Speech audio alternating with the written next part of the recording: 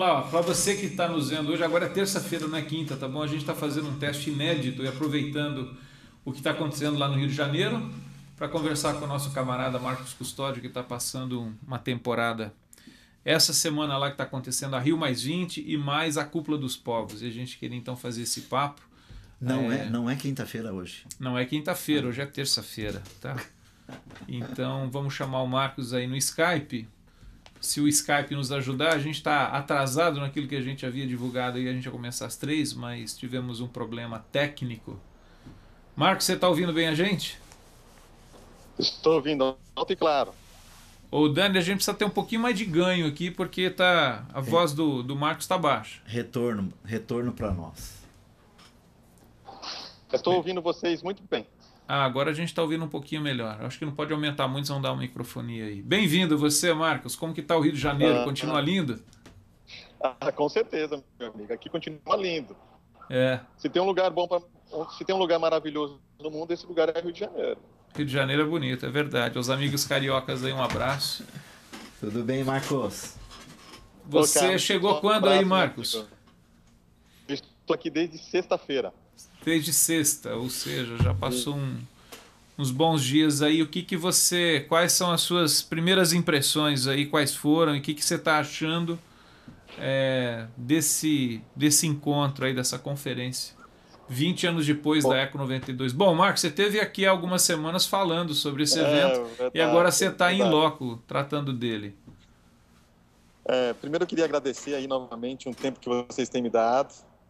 E o espaço, primeiro eu queria agradecer aí novamente um tempo que vocês têm me dado.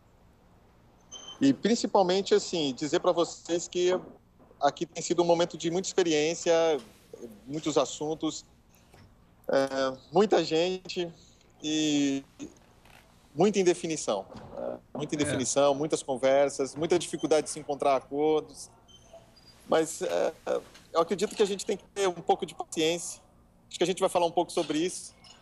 E o que eu realmente gostaria assim, de agradecer a vocês infelizmente a gente tem tido pouco espaço de mídia evangélica aqui. Poucas organizações cristãs que trabalham com mídia estão presentes aqui. Então o que vocês estão fazendo é uma forma de ajudar a trabalhar, a passar essa informação para o público cristão. Então eu estou muito feliz porque provavelmente de tudo que nós temos aqui de mídia, vocês são os primeiros a fazerem uma gravação voltada para o público cristão, querendo passar uma mensagem explicando o que está acontecendo aqui no evento. Então, eu queria muito agradecer vocês por isso. Ô Marcos. Sim, está me ouvindo? Ô Marcos, você acha que os crentes continuam pensando só nas almas? Eu tenho certeza.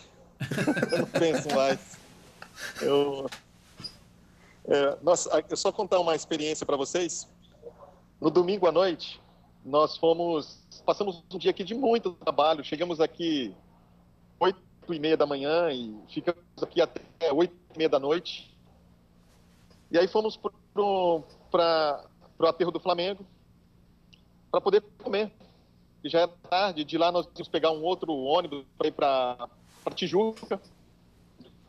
E ali nós passamos em frente a uma determinada igreja evangélica. E aí vamos entrar na igreja, eles estavam em horário de culto.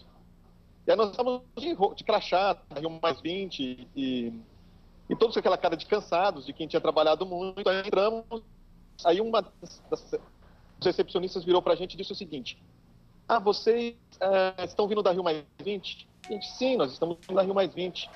Vocês poderiam tirar o crachá, senão pode confundir com o crachá do pessoal que trabalha na igreja.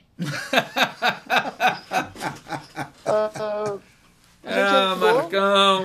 Ai, meu Deus. Ô, Marcos. E fomos embora. Ô, Marcos, esse pessoal não consegue entender que em Cristo Deus decidiu convergir ou trazer de volta para ele tudo. Tudo e todos, o tempo todo, não é? O que a gente acredita e o que o Brega está dizendo, Marcos, que nós acreditamos que a redenção que Cristo realizou na cruz do Calvário, ela tem o propósito de redimir a partir do homem toda a criação, toda a humanidade, todo o cosmos criado por Deus, né? E queria aproveitar dizendo que a Marina, difícil compreender lá isso, da Holanda, está ouvindo aqui e está com a gente conectado aqui, né, Marina? Boa, Um Marina. abraço para Marina. Abraço, Marina. Ô, Marcos. Eu só queria dizer uma coisa para vocês, assim, são várias coisas que estão acontecendo aqui, mas talvez o comentário que eu vou fazer vai muito em frente daquilo que o Brega falou. Hoje, o que se vê aqui entre a Cúpula dos Povos, que é um evento da sociedade civil, e a Rio+20, fica bem claro que existe um fosso entre governo e finanças e sociedade civil. Uhum. E precisa de alguém para fazer uma ponte. E essa ponte, gente, é uma ponte ética, uma ponte moral. Todo mundo aqui clamando para alguém trazer uma agenda que se discuta o que é ético, quais são os valores. Porque a agenda, assim, vamos discutir metas, mas se essas metas não tiverem valores ligados, não tem muita razão de ser. Eu não convenço ninguém a cumprir uma meta se ela não estiver ligada a um valor. Uhum. Quem que pode construir hoje a ponte? Quem que pode construir esses valores? São as religiões. E, infelizmente, as religiões não estão presentes aqui, e principalmente a religião cristã, para ajudar a criar essa ponte. Uhum. Então, há uma desilusão muito grande nas negociações, porque não há quem faça o intermédio, né? Aquilo de olhar assim, não existe certo e errado, existe a necessidade de termos perdão, termos amor, termos graça, misericórdia, de respeito mútuo, que tem que ligar todo mundo. E não tem quem está fazendo isso hoje aqui nesses dias. Ô Marcos, eu acho interessante quando você fala sobre isso. Eu li aquele texto que você recomendou no Facebook sobre paradoxos. Eu achei muito interessante e lembrei de uma coisa que é comentada nesse texto, de que assim o grupo chamado evangélico, do qual eu digo que a gente faz parte de um jeito ou de outro, Sim. Se posiciona às vezes de uma maneira tão veemente em relação a algumas questões. Ele coloca no texto a questão lá da PL 122 e toda essa questão moral que envolve a questão da sexualidade. E tudo bem, eu acho assim, a sociedade, o segmento evangélico tem todo o direito de se posicionar segundo aquilo que acredita. O grande problema que me parece que a gente vê é que assim, há outros temas que são tão importantes quanto, ou eu acho que em alguns aspectos até mais importantes, mas a gente percebe ao mesmo tempo uma completa, desmobilização e até mesmo alienação, né? Porque dá a impressão que os camaradas, por conta dessa pergunta que o Brega fez no começo, né? A gente está preocupado só com alma, se esquecendo que quando o Novo Testamento fala de que tantas almas se aproximaram do Senhor ou se converteram ao Senhor, está se referindo a pessoas, né? Não é essa coisa, o espectro do corpo, ou qualquer que seja essa ideia grega. Alma vivente. Né? A gente faz essa dicotomia, essa coisa meio grega, né? Então, assim, está falando de pessoas. Mas, então, assim, em relação a essa agenda que diz respeito à sociedade, à criação, não existe uma mobilização, não existe uma preocupação. Ao passo que a gente tem poder para se mobilizar, porque em outros temas existe toda uma enxurrada aí de e-mails, de bancada evangélica e tudo mais, para se fazer presente e fazer prédio, essa né? Exatamente, precisa, né? Vai abraçar prédio, vai fazer marcha, né? Então é interessante, tem gente fazendo marchas aí no Rio de Janeiro, a gente está vindo aqui de São Paulo, a sociedade civil, sobretudo na relacionada à Cúpula dos Povos, tem gente fazendo caminhada, levantando cartaz, e é interessante que o pessoal, por exemplo, mobiliza a chamada Marcha para Jesus, não faz absolutamente nada em termos assim de vamos colocar os discípulos de Jesus nas ruas para mostrar que a gente tem uma proposta de sociedade, de preservação, de sustentabilidade que tem valores do reino de Deus. O que eu posso dizer para você é assim, nós não temos nada disso. Não, mas tem você disso. E tem algumas formiguinhas aí na Rio+20, viu, Marcos? Nós precisamos construir isso. Nós não temos... a gente fala muito sobre a missão integral, mas a missão integral, hoje ela é um discurso vago, ela não consegue construir uma sociedade com valores cristãos. Ela fala muito sobre justiça, mas a gente ainda não consegue fazer um fluxo que se torne um movimento. Nós temos hoje coisas pontuais, nós temos hoje coisas que de certa forma, é um trabalho muito de formiguinha ainda, mas nós não temos o envolvimento da igreja institucional. Sim. E nem sei se a gente vai ter. A minha desilusão, talvez, assim, de ver um evento como esse, não tem nem a mídia evangélica presente, ou pelo menos aquela mídia que a gente gostaria de estar aqui, né? Nós temos aí a participação da Rede Boas Novas, que eu acredito, então, que eles estão fazendo um serviço, às vezes, melhor daqueles que se dizem, assim, guardiões daquela verdade absoluta do que é o Evangelho. Então, nós precisamos ter cristãos organizados dentro de um movimento, caminhando para a direção de darmos respostas para as grandes demandas do mundo. Se não, alguém fazer isso. E alguém que não tenha valores, que não tenha uma ética bem estabelecida. Essa que é a realidade. Ô Marcos, deixa eu só mudar um pouco, só para que os que estão nos vendo e ouvindo... Eu queria aproveitar e mandar um abraço para o Guilherme Lemos, que está mandando abraço para o Marcos, para o Brega e para mim. Obrigado, Guilherme. Bem-vindo aí. Obrigado, Guilherme. Guilherme é lá de Marília, filho de gente boa, do Augusto, e de gente muito boa. Bem-vindo. Ô Marcos, só dá uma explicada a diferença entre o que está acontecendo aí em termos de Rio+20 e a Cúpula dos Povos e esses eventos em paralelo que estão acontecendo, e você como pessoa e como representante, vamos dizer assim, nosso aí, não é? O que você está fazendo efetivamente aí? Ô Carlos, explicando rapidinho aí, tentando ser bem objetivo, nós temos aqui 2 grandes eventos e uma dezena de pequenos eventos. Nós temos a Rio+20, que é um encontro da ONU, organizado pelo governo, pela ONU e pelo governo brasileiro, no qual vai se discutir de uma forma muito clara o desenvolvimento sustentável e a agenda do mundo para os próximos 30, 40 anos. Nós temos a Cúpula dos Povos, que é um encontro da sociedade civil, que também participa disso, mas não tem espaço dentro da Rio+20. E a Cúpula dos Povos é um evento da sociedade civil que tem dezenas ou centenas de ONGs participantes. Ela é do povo, ela é mais popular, Marcos, é isso que você está querendo dizer?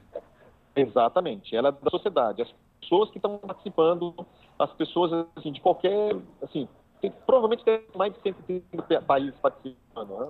Enfim, lá é um espaço das pessoas. E nós temos vários eventos acontecendo que estão ligados, por exemplo, agora, enquanto eu estou falando com vocês, está tendo um encontro dos prefeitos no Forte de Copacabana, das 40 maiores cidades do mundo, se reunindo para ter uma agenda também de futuro com relação à urbanidade das cidades. Prefeitos do mundo todo? 40? Pelo menos das 40 maiores cidades do mundo. Tá. Nós também estamos tendo, por exemplo, encontros da área de tecnologia, nós estamos tendo encontros de empresários, estamos tendo encontros sobre o clima, que não foi abordado na Rio+20. Então, assim, são muitos eventos paralelos. Né?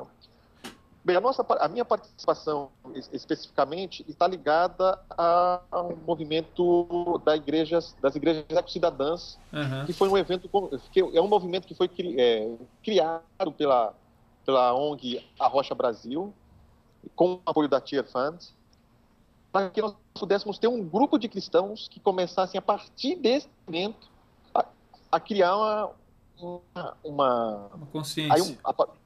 Não só um consciência, mas um movimento mesmo cristão, evangélico, direcionamento para essas questões focadas para o futuro da humanidade. Ô Marcos. Então, a nossa participação hoje é uma participação de aprendizado. O que é você ter um grupo mobilizado para fazer lobby, um grupo mobilizado que possa estar nas esferas de decisão, um grupo mobilizado que possa estar junto com a comunidade, com a sociedade civil, e principalmente um grupo cristão que possa fazer pontes entre esses diversos lados dessa discussão. Ô Marcos, hoje cedo eu estava andando com o Brega aqui no Parque Vila Lobos, e a gente estava conversando sobre uma coisa que é a seguinte: a gente enfatiza muito o pecado como algo pessoal.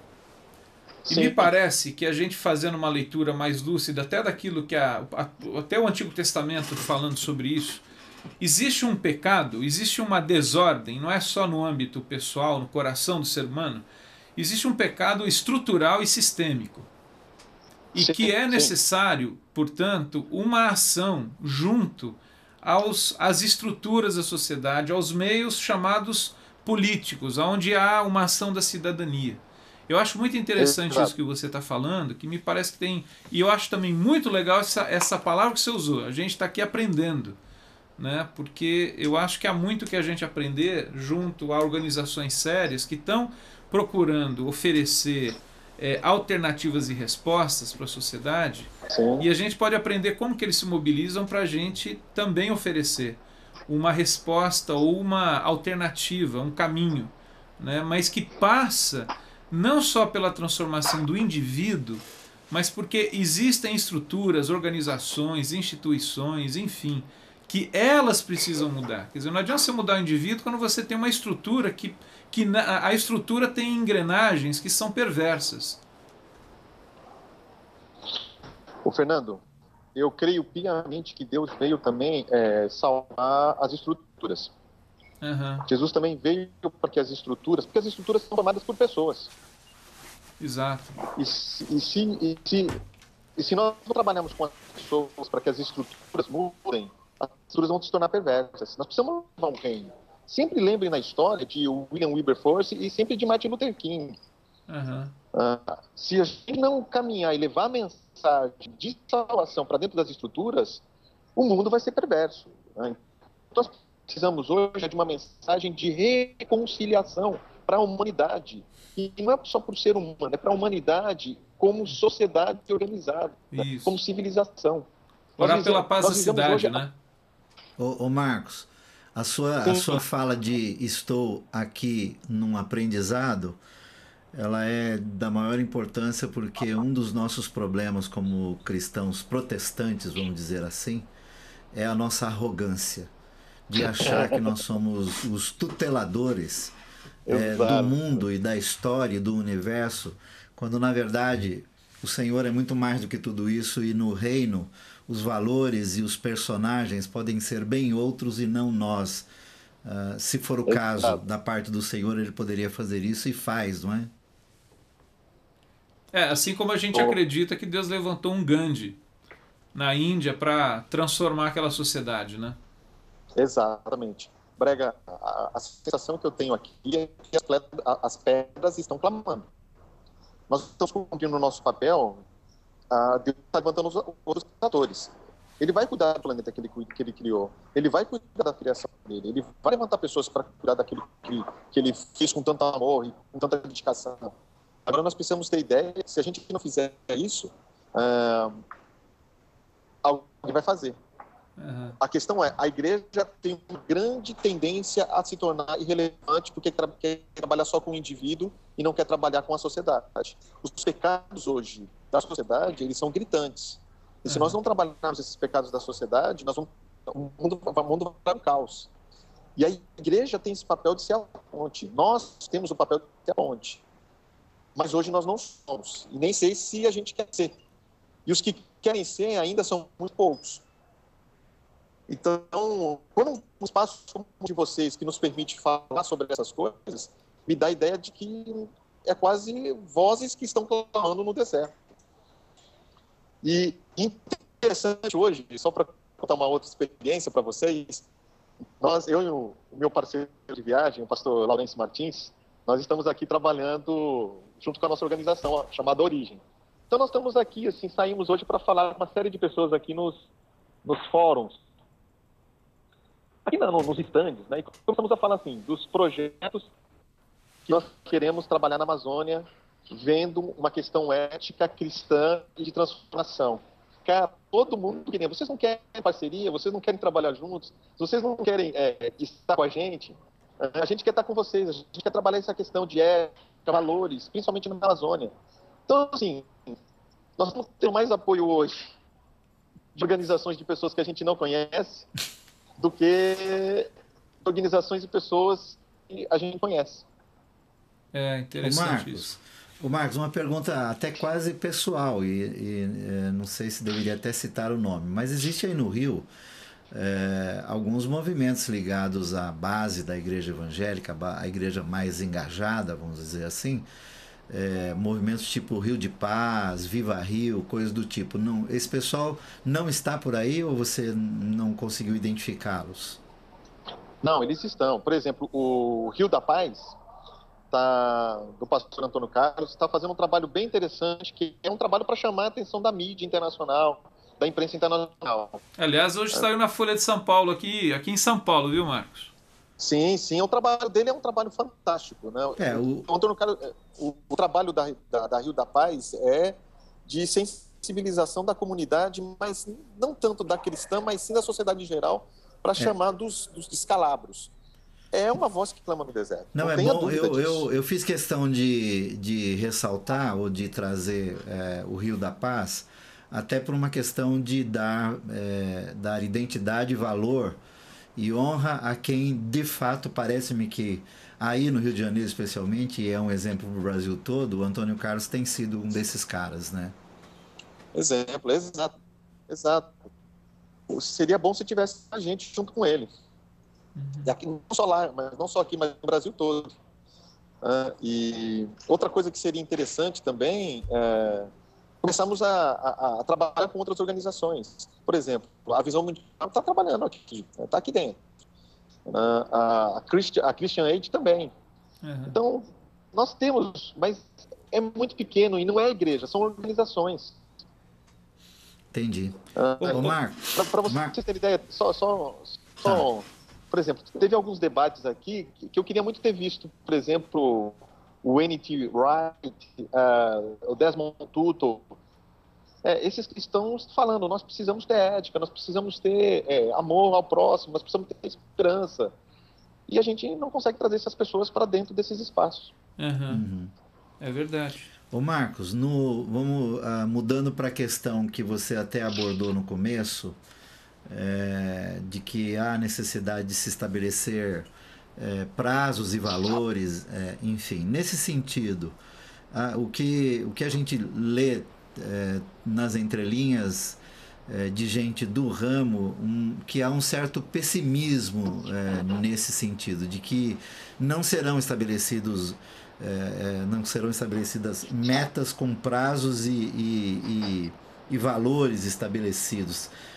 Você é mais otimista ou mais pessimista do que você está vendo e ouvindo aí? Brega, nós precisamos olhar a história de uma forma de longo prazo. No curto prazo, eu sou pessimista. Esse evento ele não vai sair com metas estabelecidas. Mas é um avanço. É um avanço porque nós estamos construindo algo. E estamos construindo algo que possa ter um certo significado. E que possa trazer uma mudança futura. A questão é, vai dar tempo? É a pergunta que se faz. Nós estamos muito presos, assim só para te explicar, nós estamos muito presos a uma agenda econômica financeira. Não civilizatória. Então, os governos estão reféns dos grandes grupos. Isso é um fato. Eu escrevi hoje um texto dizendo a dificuldade da democracia participativa, da democracia representativa, se livrar, ou não se livrar, não, ou dividir de forma igualitária a atenção que ela tem hoje praticamente só para o capital financeiro e não para a sociedade de uma forma geral. Se ela está presa com isso, então a gente não consegue tomar decisões para o planeta. A gente começa a tomar decisões porque um grupo financeiro não seja tomado agora. Entendi. Ô Marcos, quais são alguns dos principais reivindicações, ou assim, quais são as principais bandeiras que a Cúpula dos Povos tem levantado e que seria bom que a Rio+20 estivesse atenta nessa leitura que você faz?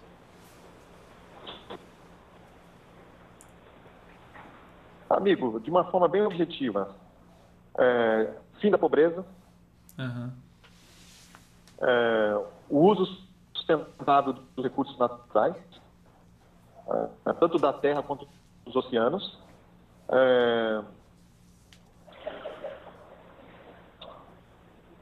os recursos voltados para uma economia que seja mais justa, e, por fim, mais espaços de decisão participativos. Certo. Então, não existe ouvidos hoje dentro do Rio+20 dos governos para esse tipo de mobilização da sociedade civil. Agora, é interessante isso que você está falando, Marcos, porque assim, talvez uma ideia que as pessoas tenham seja assim, um reducionismo do significado da Rio+20. Eu digo isso porque assim, talvez algumas pessoas pensem que ainda se trata pura e exclusivamente da questão da preservação ambiental, que é muito importante, que é essa questão ecológica, como tradicionalmente é conhecida. E me parece que há questões que estão sendo tratadas que incluem preservação ambiental, cuidar da árvore, cuidar do lixo reciclado ou reciclável, mas quer dizer, que vai além. Quando a gente fala hoje, por exemplo, de igreja ecocidadã, não é uma igreja ecológica no sentido de ficar cuidando da plantinha. É uma proposta muito mais ampla que envolve a sociedade, os recursos, uma distribuição de riqueza, mais justiça e mais paz, consequentemente. Exato, Fernando.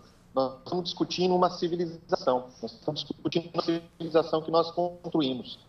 Nós precisamos construir uma nova civilização com relação ao trabalho, com relação à mulher, com relação ao oprimido, com relação à pobreza, com relação à diversidade, ao uso dos recursos. Tudo isso está sendo discutido aqui.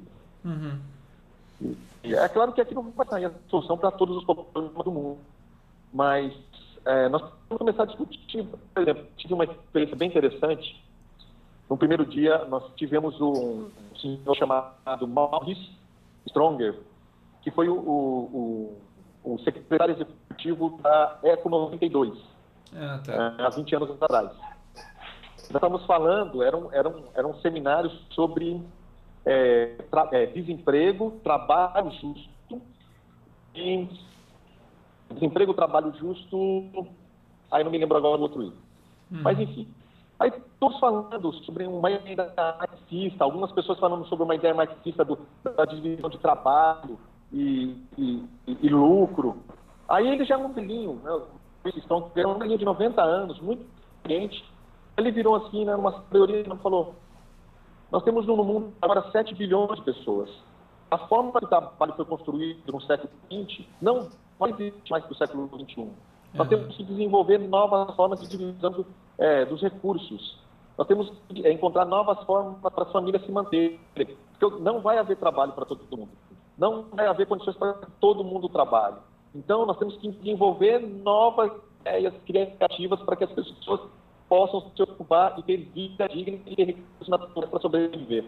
De uma forma que não vamos dividir riquezas, não vamos dividir recursos de forma que todos tenham o suficiente para viver. Isso. Eu olhei aqui e falei, é um mundo novo que nós temos que construir.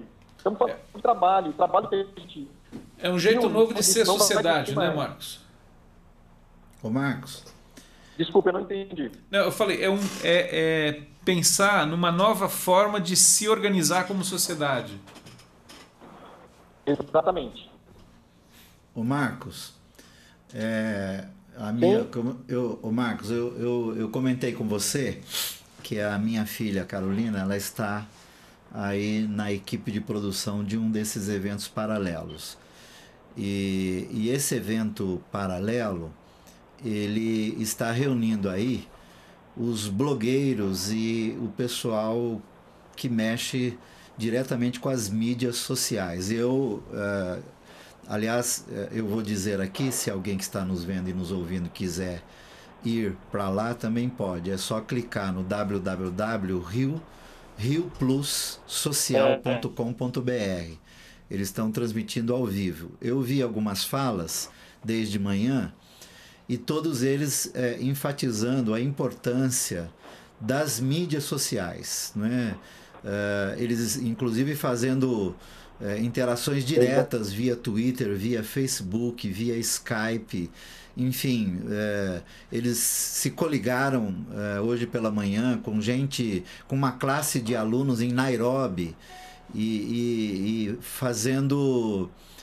dando uma ênfase da importância das mídias sociais, no sentido de desencadear campanhas e encorajar pessoas, mudar ideias, formar opiniões, etc. O que você... Bom, nós estamos fazendo isso aqui agora, né, Fernando? Nós estamos linkados aí com você e linkados com alguns que estão aí conosco. Isso vai ficar em arquivo. Mas qual a sua visão do bom uso, do uso adequado dessas mídias, até mesmo no que nós entendemos de mídias cristãs evangélicas, né? Que vivem aí a discutir ainda se pode bater palma ou não num culto, se usa ou não bateria, se a mulher usa calça comprida, se corta ou não cabelo, coisas do tipo. Parece-me que os blogueiros que estão aí do mundo todo, eles se sentem hoje responsáveis, né? Você tem uma opinião a esse respeito, amigo?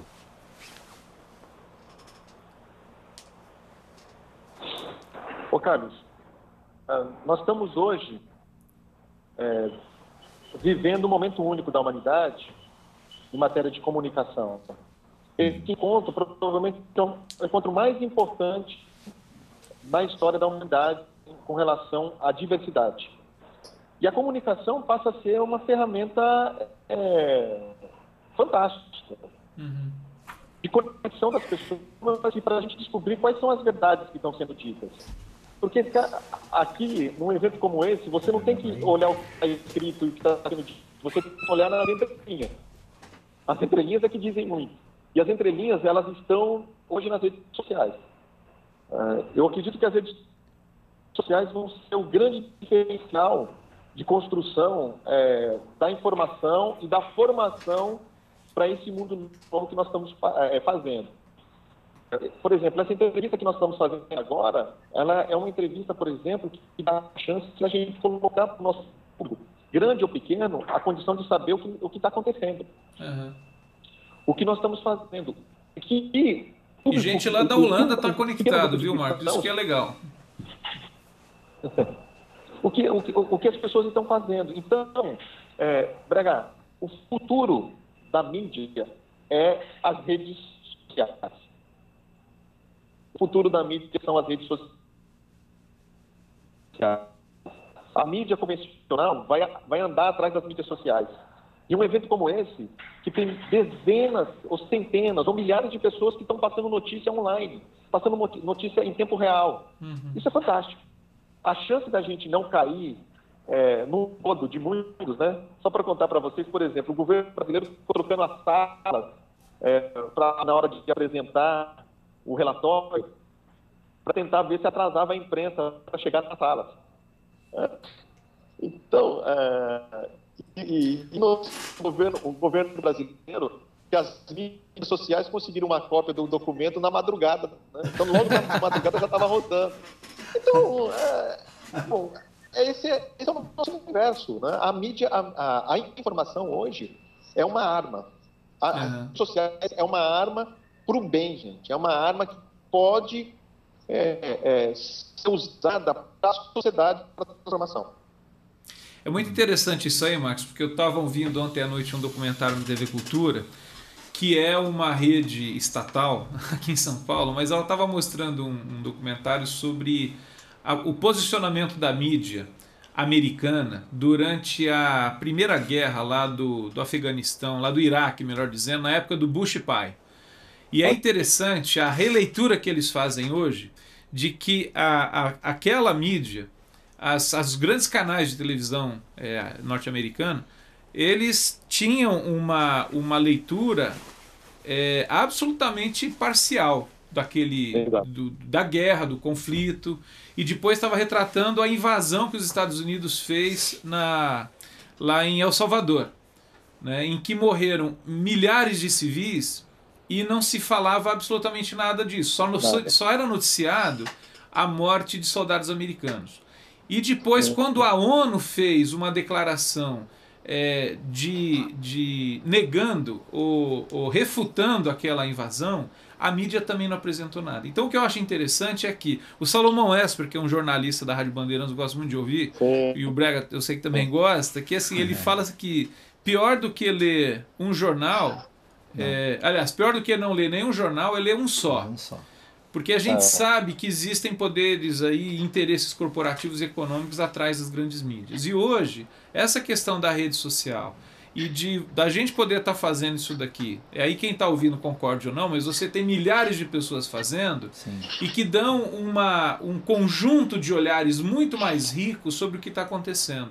Então a informação, ela não fica somente na mão de alguns que muitas vezes estão aí trabalhando por conta de interesses, né? Manipulando, né? Exatamente. Eu conheço alguns jornalistas de meio ambiente, de alguns jornais, e assim, eles contam um pouco dos bastidores, e os bastidores não são nada bonitos. Porque a ideia é vender jornal, e nem sempre noticiar.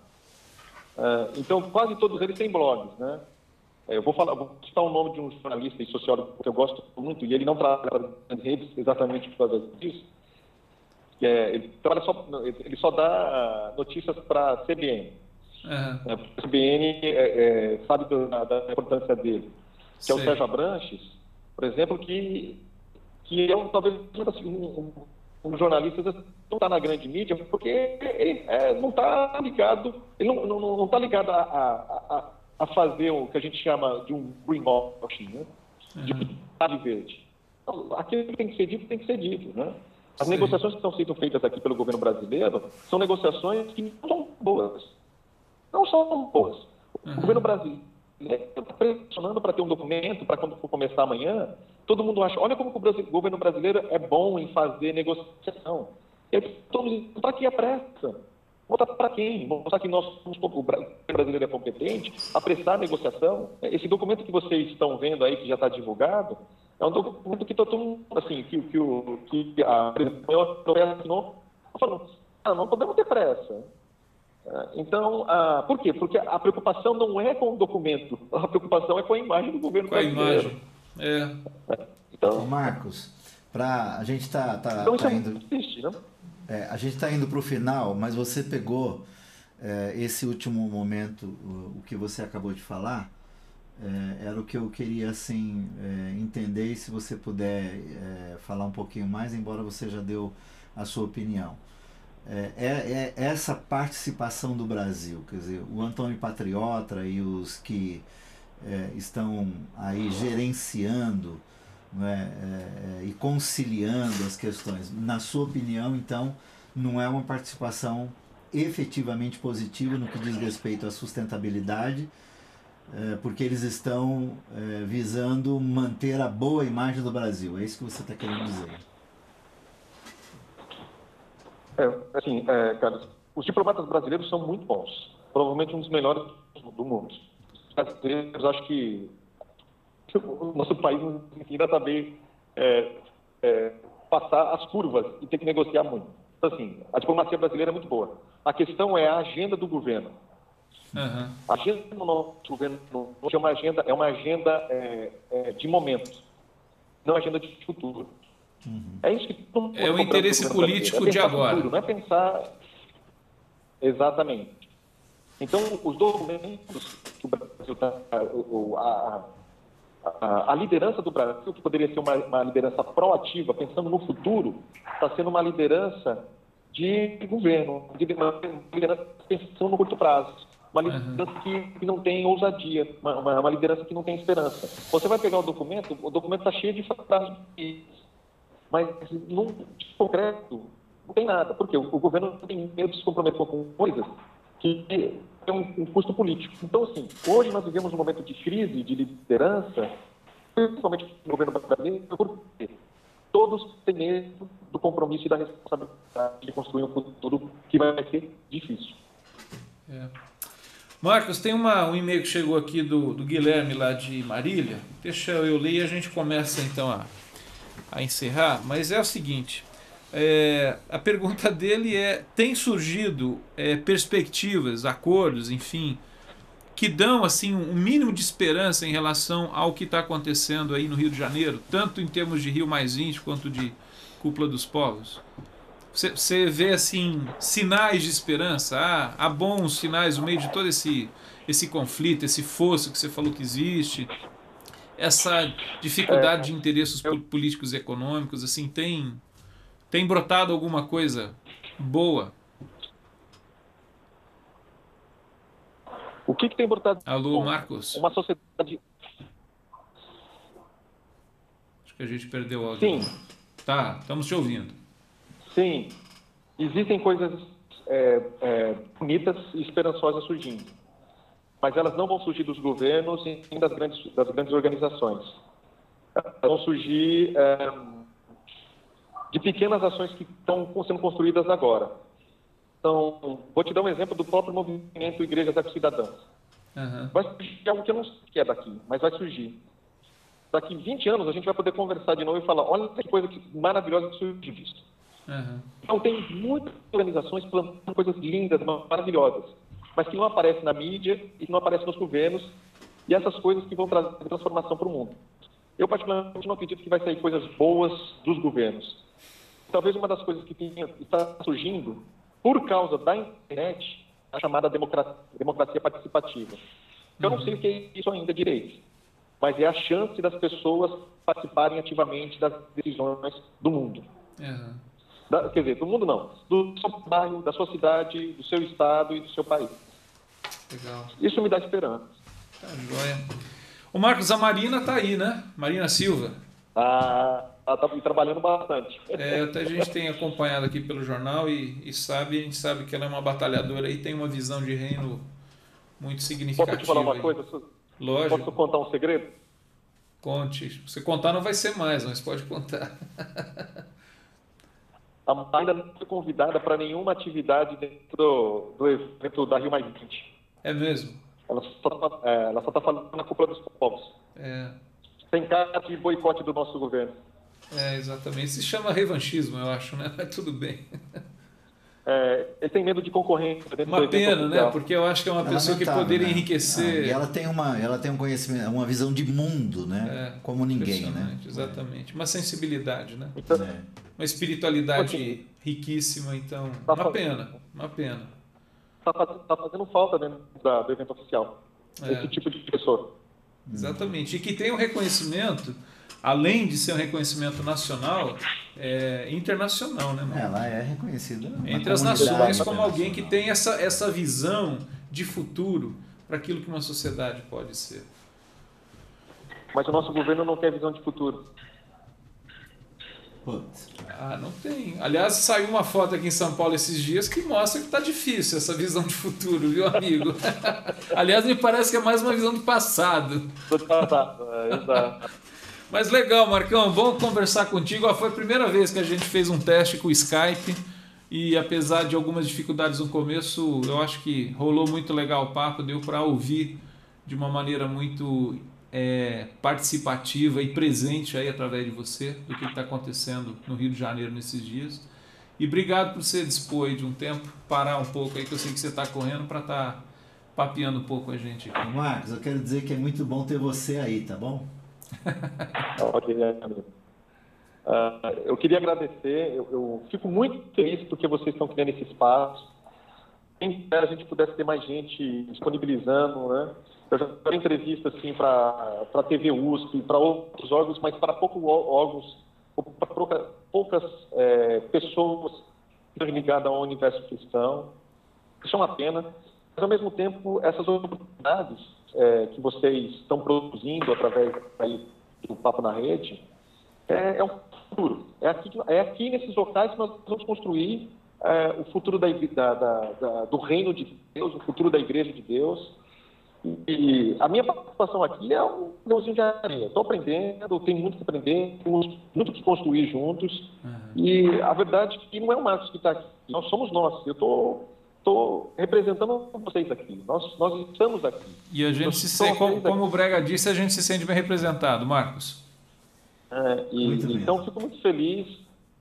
para quem quiser seguir mais, aí veja no Facebook, eu tenho um blog que chama Novas Fronteiras, e siga outras pessoas também para que a gente possa aí construir e passar essas informações para frente, acreditando que Deus está movendo a história e que nós, como cristãos, precisamos ajudar Deus a mover essa história. É isso daí. Legal, Marcos. Joia, bom trabalho aí, viu, amigo? Deus te abençoe aí, amigo.